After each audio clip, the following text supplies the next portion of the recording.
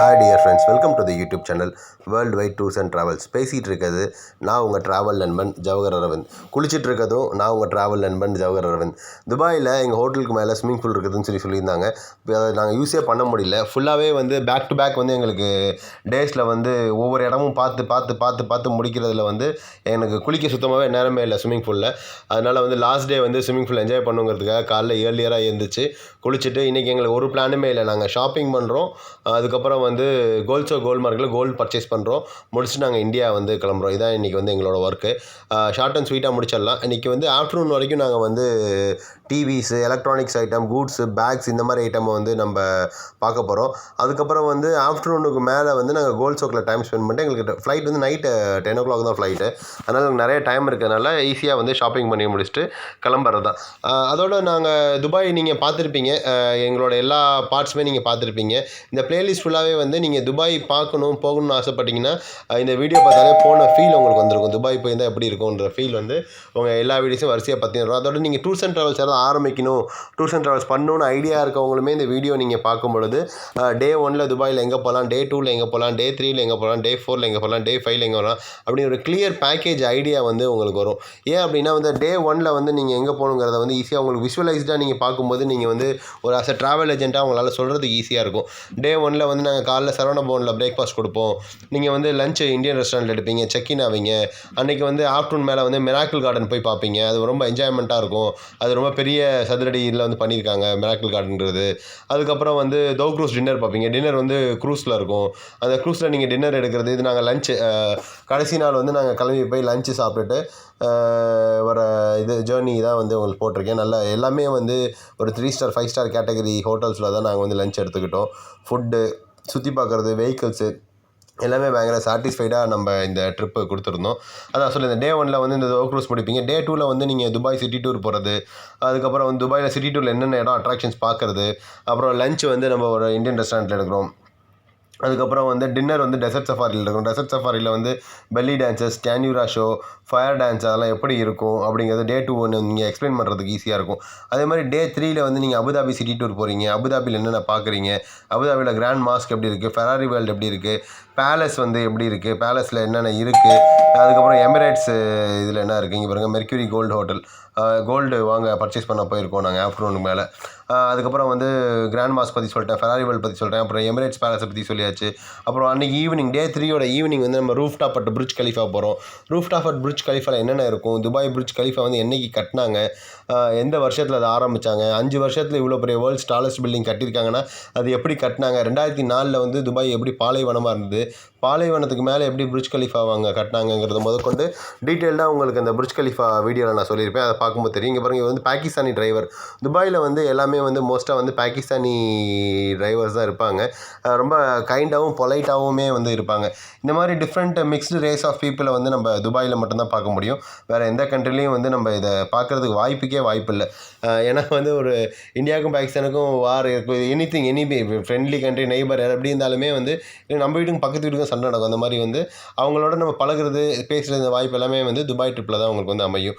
அதே மாதிரி வந்து டே 4 வந்து நம்ம என்ன பார்த்தோம், ஐஎம்ஜி தீம் பார்க் போயிருந்தோம். தீம் பார்க் முடிச்சுட்டு அன்றைக்கி ஈவினிங் வந்து குளோபல் வில்லேஜ் வந்து நம்ம போயிருந்தோம். லாஸ்ட் வீடியோவில் உங்களுக்கு குளோபல் வில்லேஜ் பற்றி போட்டிருப்பேன்.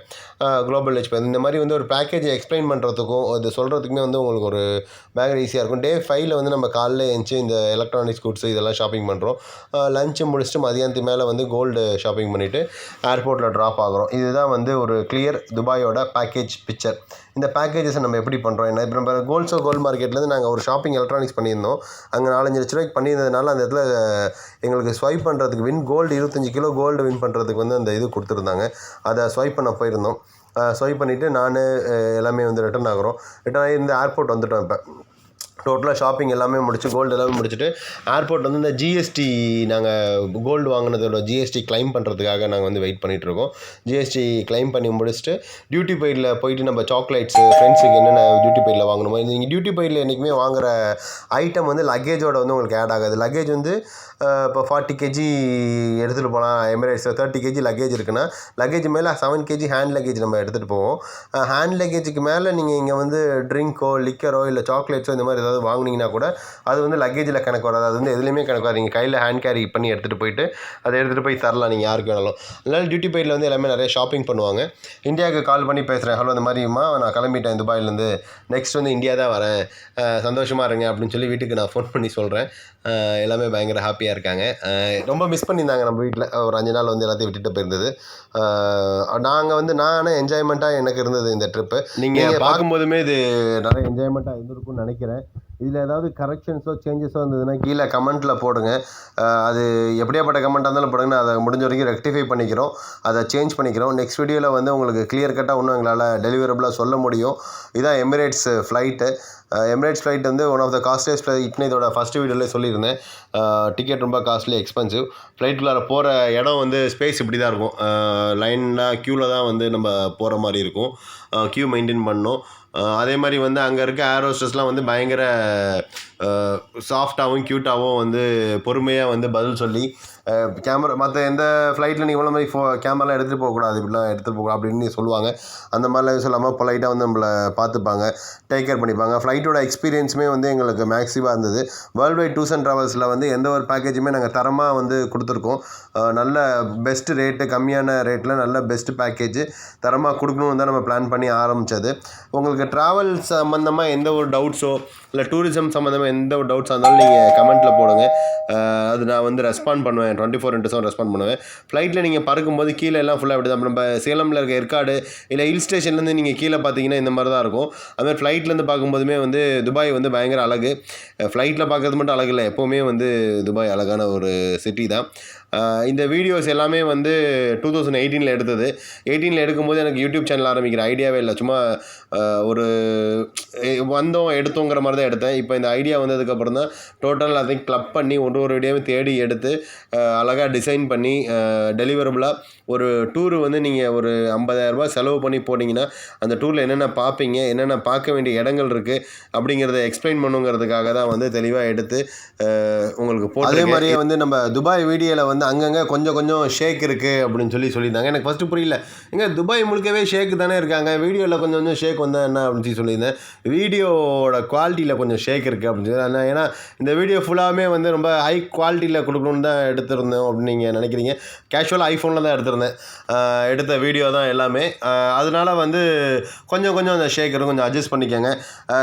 அப்கமிங் வீடியோஸில் வந்து இந்த மாதிரி எந்த ஷேக்குமே இல்லாமல், மிஸ்டேக்ஸ் இல்லாமல் டெலிவரபுளாக சூப்பரான ஒரு வீடியோ குவாலிட்டியில் வந்து தரதுக்கு பிளான் பண்ணுறோம். என்றைக்குமே உங்கள் சப்போர்ட் வந்து நம்மளுக்கு தேவை. உங்கள் சப்போர்ட் இருக்கிறதுனால தான் வந்து ஃபஸ்ட்டு வீடியோ நான் வந்து தாய்லாந்து பண்ணும்பொழுது ஏதோ எடுத்தோம் கவுத்தோம் ஏதோ செய்யணுங்கிற மாதிரி எடுத்துட்டேன். ஒரே வீடியோ 2-3 தடவை மிக்ஸ் ஆகி வந்திருக்கும்.